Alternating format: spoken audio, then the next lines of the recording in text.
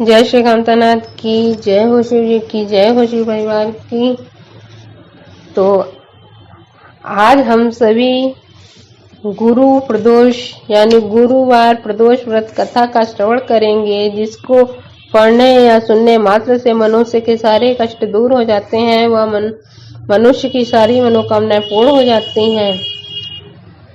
जय हो शिव जी की। गुरुवार को बृहस्पति देव के पूजन का विधान है। जो कोई बृहस्पतिवार को प्रदोष व्रत करता है, उसके समस्त विद्याओं की प्राप्ति होती है एवं व्रती दीर्घायु प्राप्त होती है। इस दिन पीले फूल पूजन में चढ़ाने चाहिए तथा ब्राह्मणों की पीली वस्तुओं का ही दान करना चाहिए एवं स्वयं पीली वस्तुएं खानी चाहिए तथा पीले वस्त्र भी पहनने चाहिए। एक सेठ की कथा का श्रवण करते हैं। एक नगर में संजय नाम का एक सेठ रहता था। भगवान की कृपा से उसको किसी बात की कमी न थी। वह सेठ बड़ा ही दयालु एवं दानी था, किंतु उसकी पत्नी उसके ठीक विपरीत बहुत ही कंजूस थी। वह भिक्षुकों को द्वार से खाली हाथ ही लौटा देती थी एवं पति द्वारा दान किए जाने पर अत्यंत क्रोधित होती थी। एक दिन स्वयं बृहस्पति महाराज साधु के वेश में आए और भिक्षा के लिए आवाज लगाई। उस समय सेठानी अपना घर लीप रही थी, अतः उसने कहा कि महाराज, मैं इस समय काम में व्यस्त हूँ, अतः आप खाली समय में आए तभी मैं आपको भिक्षा दूंगी। यह सुनकर गुरु महाराज वापस लौट गए। कुछ दिन बीतने पर पुनः बृहस्पति देव साधु के वेश में उस सेठ के यहाँ भिक्षा मांगने के लिए गए, किंतु इस बार सेठानी खाना बना रही थी और उसने कहा कि मुझे इस समय फुर्सत नहीं है, फिर आना। यह सुनकर वह पुनः वापस लौट गए। कुछ समय पश्चात फिर गुरु महाराज सेठ के घर गए, किंतु सेठानी ने कहा कि मैं खाली नहीं हूँ का बहाना बना करके उन्हें फिर लौटाना चाहा। फिर साधु महाराज बोले, इस प्रकार तो तुम्हें दान एवं भिक्षा देने के लिए कभी समय नहीं मिलेगा, अतः क्या तुम एकदम खाली हो जाने पर ही भिक्षा दोगी?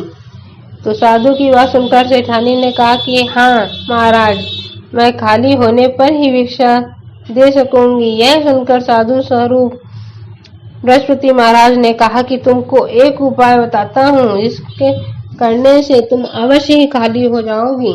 बृहस्पतिवार को कुछ दिन चढ़ जाने के बाद सोकर उठो, तब घर में झाड़ू लगाकर बीच आंगन में लगा दो, चौका न लगाओ और भोजन चूल्हे के पीछे रख दो।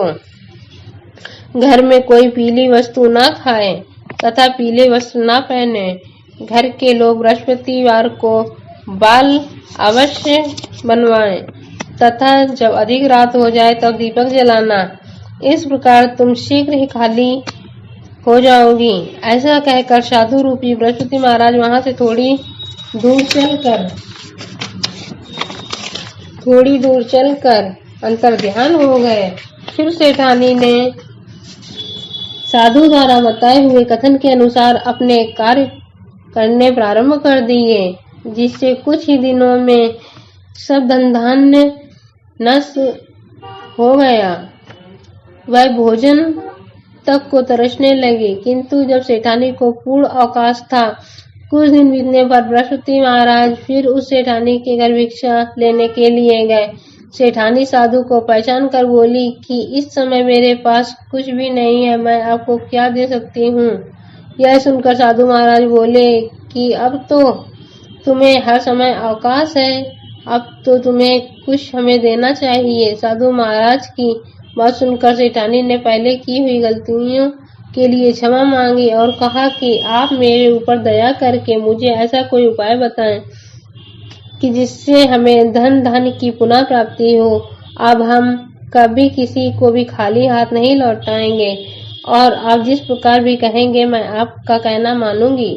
सेठानी की इस प्रकार की बात सुनकर साधु महाराज ने कहा कि अब तुम अपने नियमों में परिवर्तन करो और प्रातः काल जल्दी उठो और घर को गाय के गोबर से लीपो। शाम को सूर्यास्त के बाद ही दीपक जलाओ। भिक्षुकों एवं महात्माओं को खाली हाथ न लौटाओ। बृहस्पति के दिन घर में लोग हजामत न बनवाएं। पीले वस्त्र धारण करो। तथा बृहस्पति के दिन पीली वस्तुओं का दान करो और बृहस्पति के दिन पीले अनाज का सेवन करो। ऐसा करने से निश्चय ही तुम्हारे सभी मनोरथ पूर्ण होंगे। इतना कहकर बृहस्पति देव अंतर ध्यान हो गए। जो कोई भी नियम पूर्वक भगवान बृहस्पति का व्रत करता और इस पवित्र कथा को सुनता है, ईश्वर की कृपा से उसे सुख और समृद्धि की प्राप्ति होती है।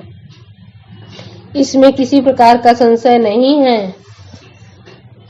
तो जय हो बृहस्पति महाराज की, जय हो शिव जी की, जय हो शिव परिवार की। ओम हर हर महादेव, ओम हर हर महादेव, ओम हर हर महादेव।